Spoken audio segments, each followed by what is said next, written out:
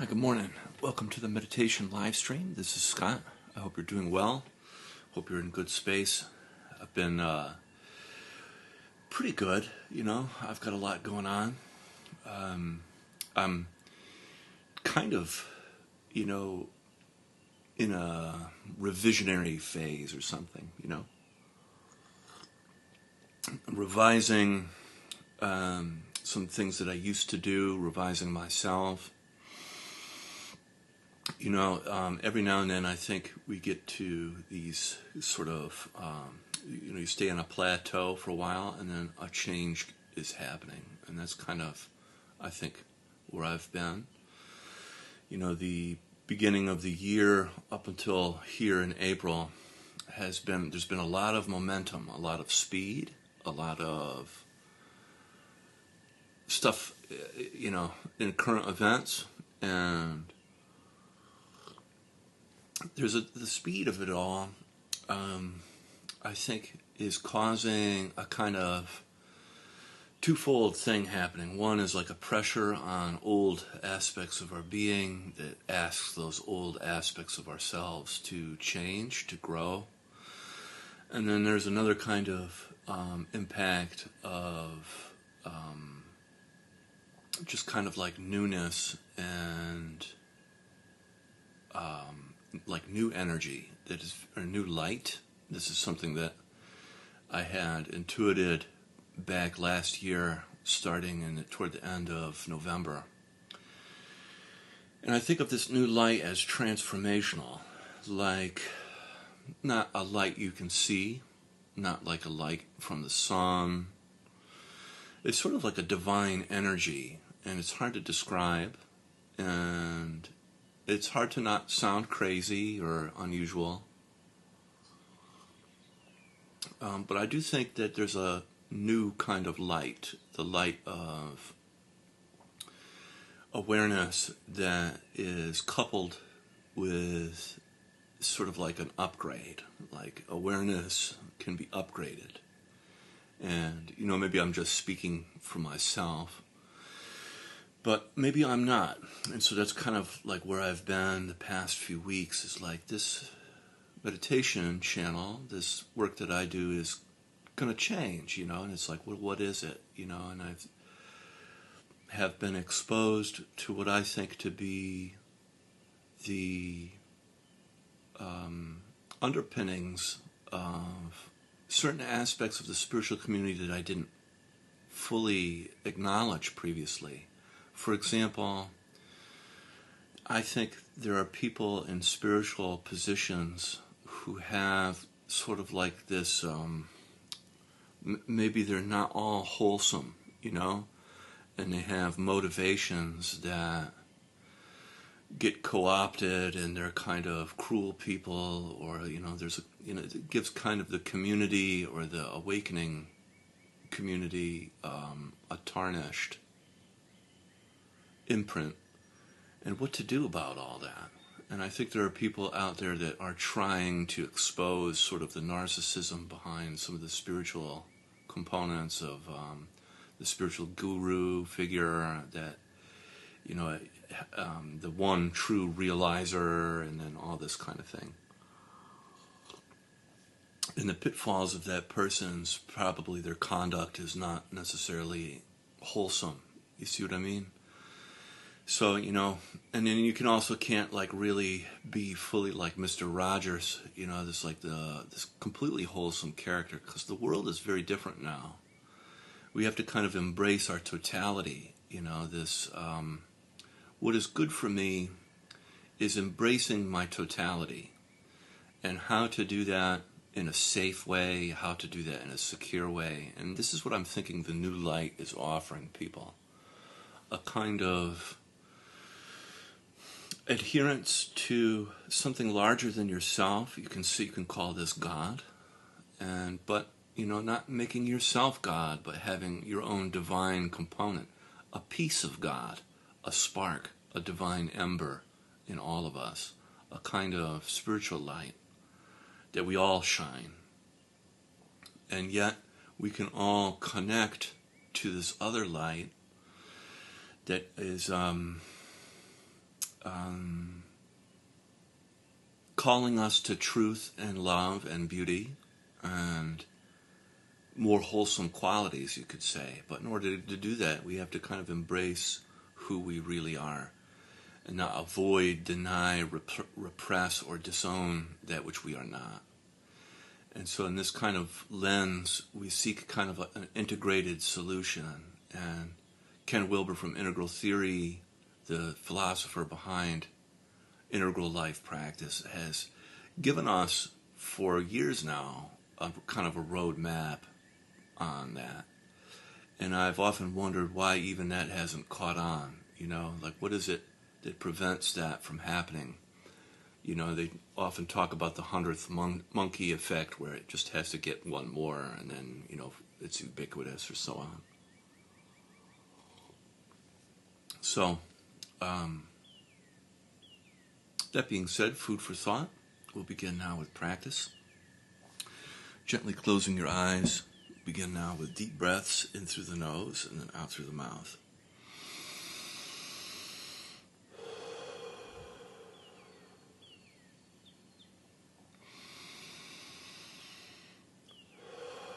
Letting go of distress, tension, and resistance on the out breath.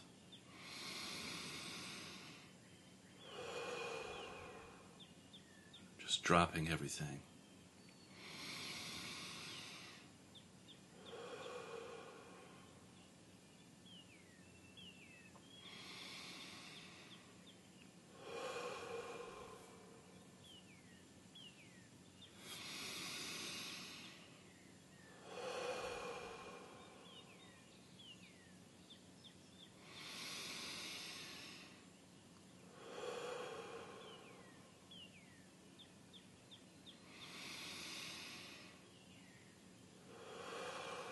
Allowing your breath to reach all the way down into your pelvic floor, into your legs and feet.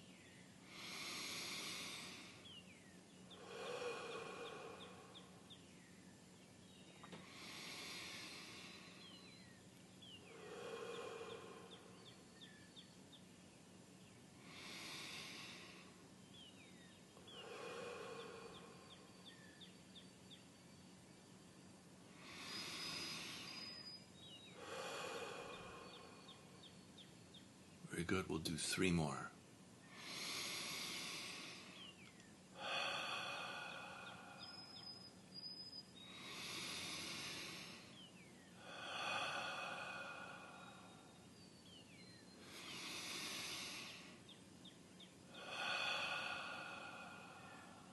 Great. And now allowing your breath to return to your usual way of breathing. And just shifting your focus of attention over to your body and your body sensations.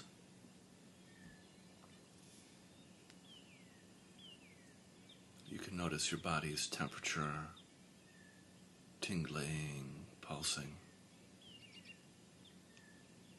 sense of aliveness and presence, subtle movement.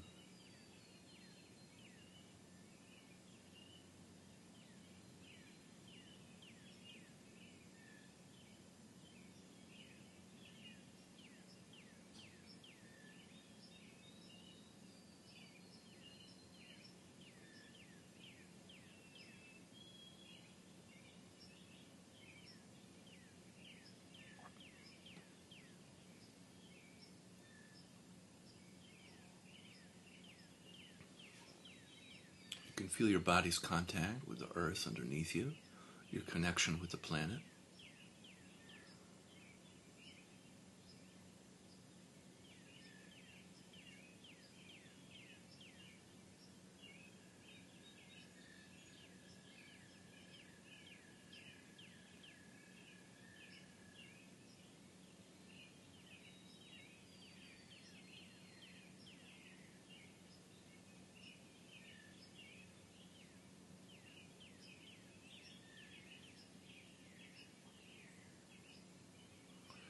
We can begin the practice of feeling and softening. So on the in-breath, feeling your body. And the out-breath, softening and melting down through your body and into the earth. And the softening and this melting can be like this healing light or this healing honey that travels down through your body, cleansing, healing, purifying as it travels down through your body and into the earth, where the earth receives that energy and recycles and transforms it.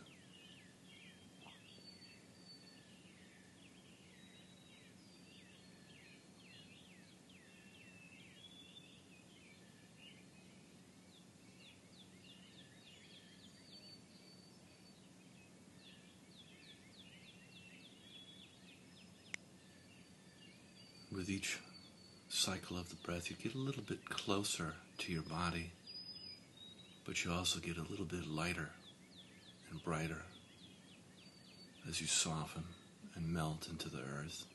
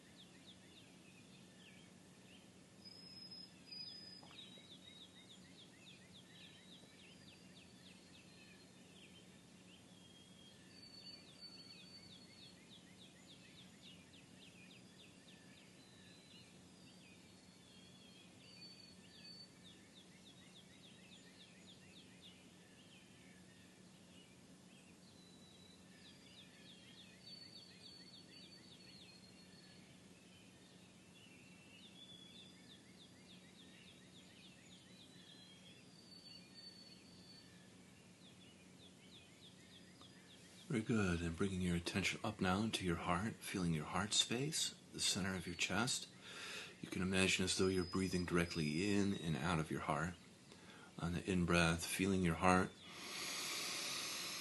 Out-breath, softening and expanding your heart.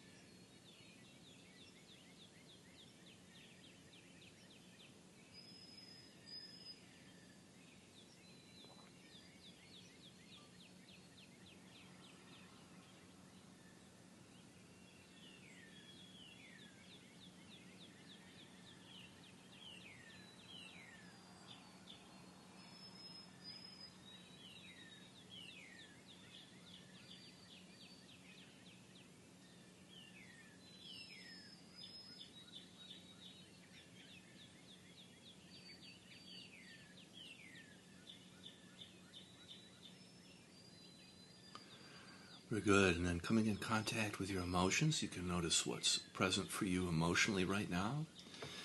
And without trying to push on, pull, or get rid of your emotions, just allowing yourself to feel a little bit in the shared space. You could be feeling any of the 5 main cardinal emotions. These are emotions that help give our life direction. You could be feeling anger, sadness, fear, joy, or shame. You could also be feeling numb, which is yet another valid emotional experience.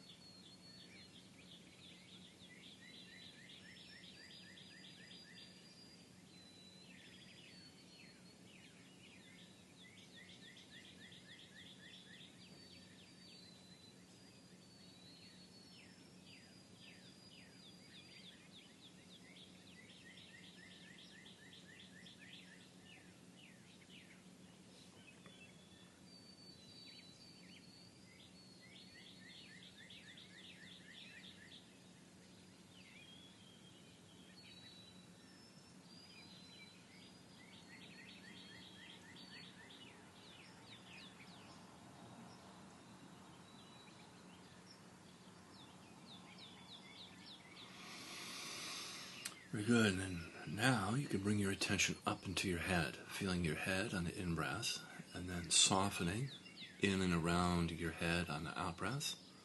If you like, you can breathe into your third eye space between your eyebrows or your crown, the top of your head, whichever feels correct for you. And just feeling and softening in and around your head.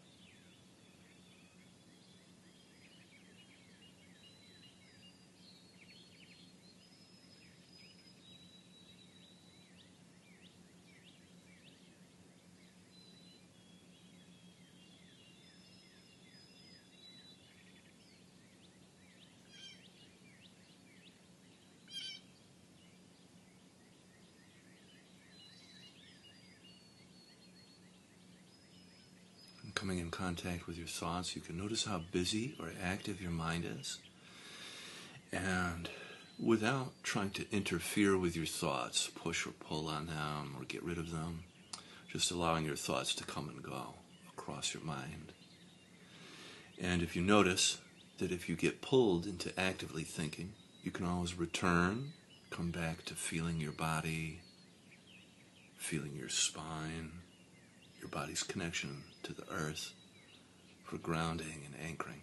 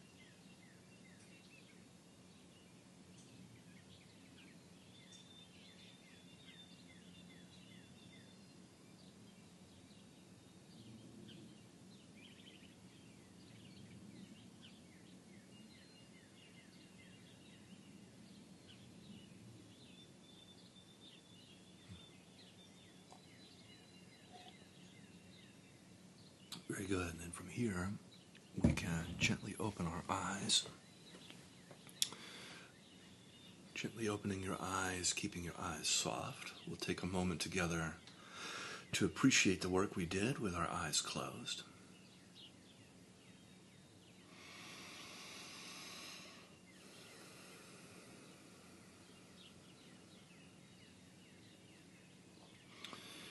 And we can practice in the relational space, the space of outside and inside. Every relationship, every relation has an outside and an inside. It's very useful to practice the skills of noticing those dimensions in life. So on the in-breath, we can practice feeling around you, the space around you. And then on the out-breath, feeling inside you. And then just practice noticing the distinction, feeling outside on the in-breath, and then inside on the out-breath.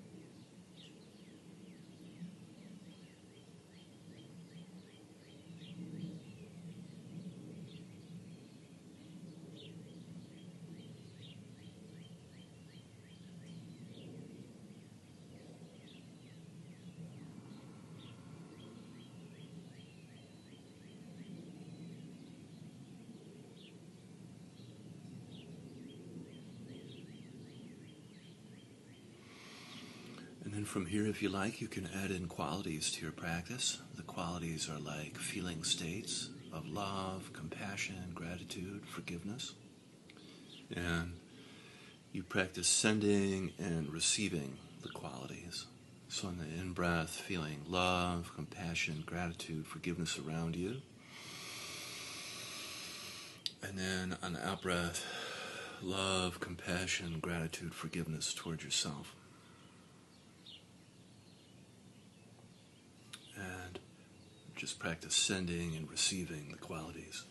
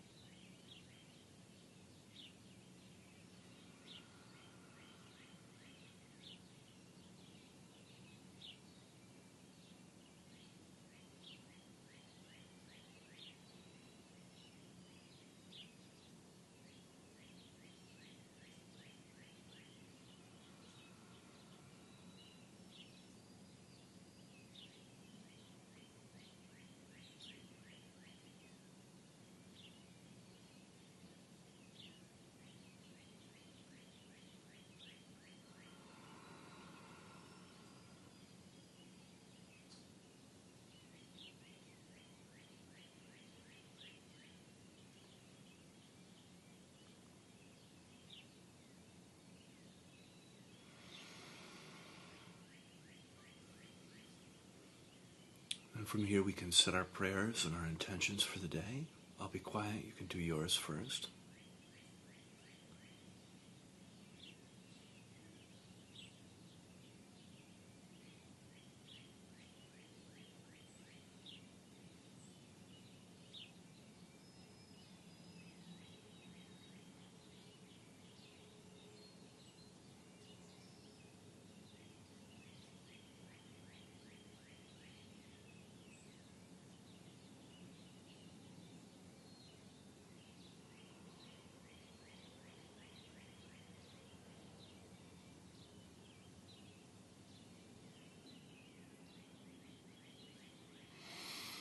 May this work that we do transform our life, offering up healing and blessings, and ripple out into the community, transforming our culture and our systems.